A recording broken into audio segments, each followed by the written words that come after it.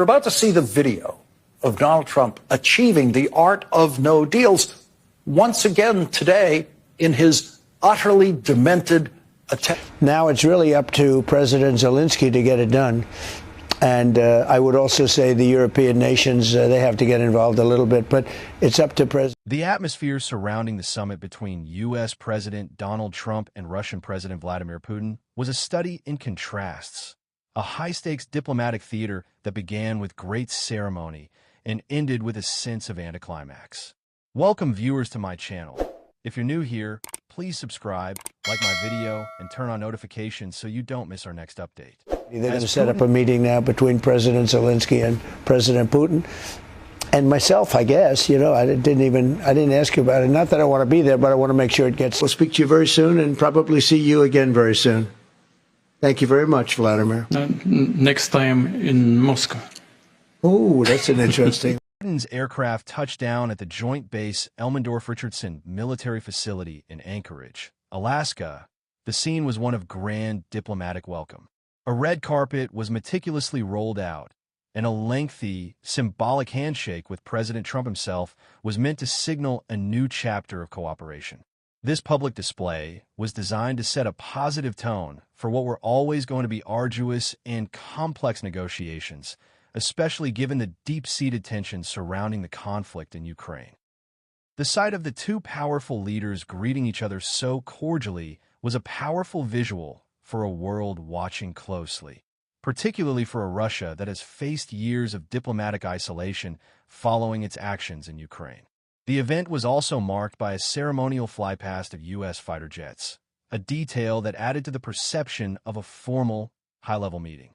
However, the initial optimism that characterized the start of the meeting quickly gave way to a palpable sense of disappointment. The summit, which had been scheduled to last a substantial 7 hours, concluded in less than 3, a clear indicator that the substantive discussions had hit a wall. There was no joint press conference, no celebratory signing of an agreement, and no clear breakthrough on the central issue of the war in Ukraine. Following their private discussions, both leaders addressed the media with only brief, pre-prepared statements, and neither took any questions from the journalists gathered. The brevity of the meeting and the lack of a traditional press Q&A session spoke volumes about the inability of the two sides to find common ground on the most pressing issue.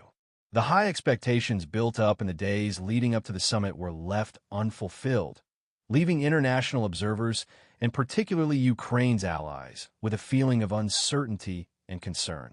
Leaders' perspectives and competing agendas.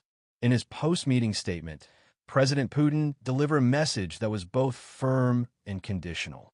He affirmed that Russia was committed to ending the war, but stressed that for any agreement to be lasting, the primary causes of the conflict must be eliminated.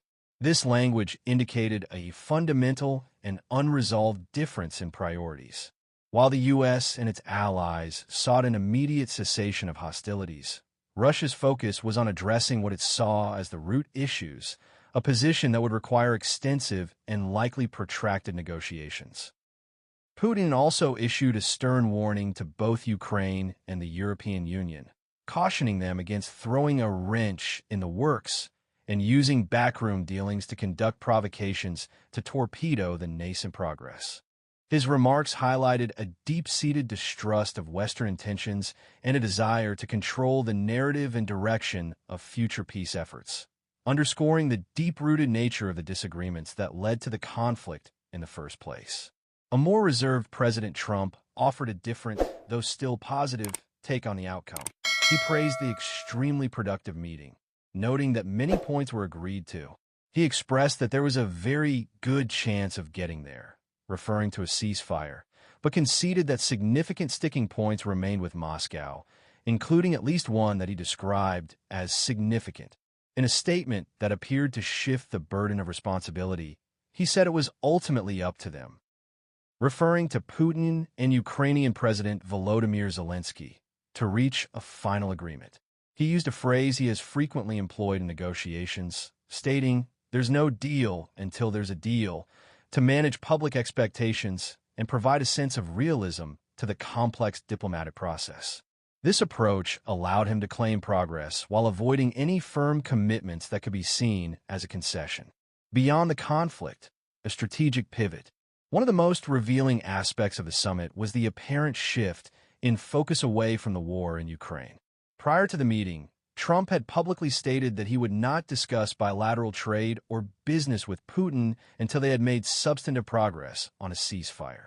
This plan, however, seems to have been at least partially derailed. In his post-meeting statement, the Russian president said the pair had discussed their collaboration in the areas of technology and space.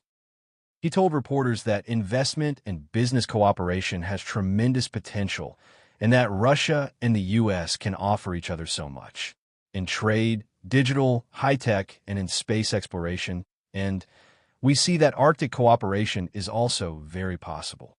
This pivot from a core security issue to broader economic and scientific cooperation suggested that Russia was attempting to use the summit to advance its own agenda, possibly to weaken the international sanctions regime and counter the narrative of its global isolation.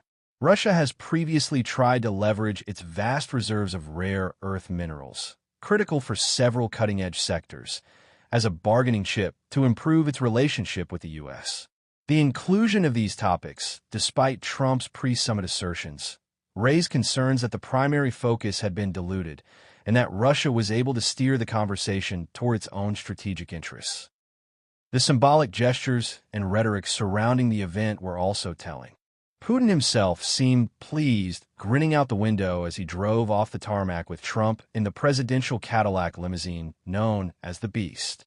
This show of cordiality was not lost on Russian officials. The Foreign Ministry spokesperson Maria Zakharova gloated on Telegram after the summit, stating, "For 3 years the Western media have been talking about Russia's isolation, and today they saw the red carpet that greeted the Russian president in the United States." The warm welcome and the public show of respect were a public relations victory for Russia, countering the narrative of its international isolation and demonstrating a perceived new level of diplomatic legitimacy on the world stage. The aftermath and future prospects. As Trump thanked Putin for his time, he said he hoped they would meet again soon. Putin quickly responded by saying, in English with a laugh, "Next time in Moscow." Trump, seemingly unfazed, replied, "I'll get a little heat on that one, but I could see it possibly happening." The exchange, which was at once humorous and serious, hinted at the possibility of continued high-level diplomatic engagement. Trump also reiterated his desire to host a trilateral meeting to end the war, this time with Ukraine's President Zelensky in attendance. He said he would now call NATO officials and Zelensky to discuss the possibility of such a meeting. This signaled his continued intention to be a central figure in the peace process, even if he was not prepared to take full responsibility for a potential deal. In a post-summit interview with Fox News' Sean Hannity, Trump was asked to rate the summit on a scale of 10. He described the meeting as a 10 out of 10, a rating that many observers found difficult to reconcile with the lack of a tangible agreement. He again placed the onus on others to move forward, saying, "Now it's really up to President Zelensky to get it done. And I would also say the European nations, they have to get involved a little bit. But it's up to President Zelensky."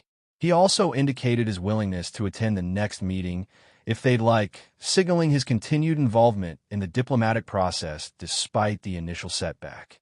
The summit, in essence, served as a platform for an exchange of positions rather than a forum for genuine compromise. It highlighted the vast differences between the two nations' approaches to the conflict and suggested that a quick resolution remains elusive.